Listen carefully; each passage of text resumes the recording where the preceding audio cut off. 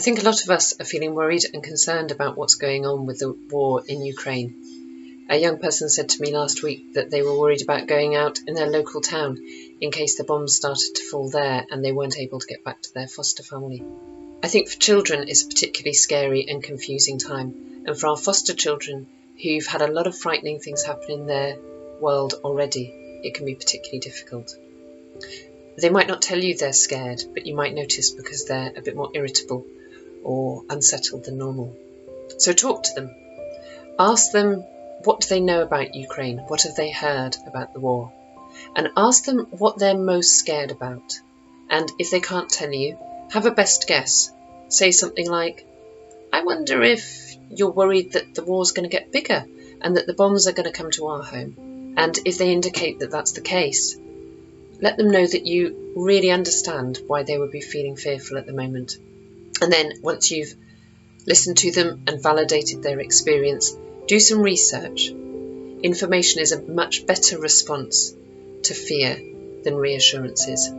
For young children, you can show them where Ukraine is on a map and count the countries between the UK so they understand where this is happening. And for older children, perhaps sit with them and look at the Newsround website because they're brilliant at explaining difficult things to children.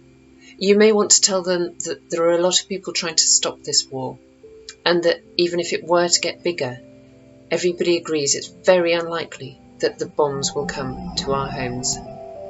And tell them it wasn't a surprise when the bombs started to fall in Ukraine. People had known for weeks and months that things were getting more and more dangerous and that was likely. Talk to your children about what they can do. I know some schools have started collecting money to send to Ukraine. And talk to them about being kind to the people that they come across, particularly if those people have family heritage from Ukraine or from Russia.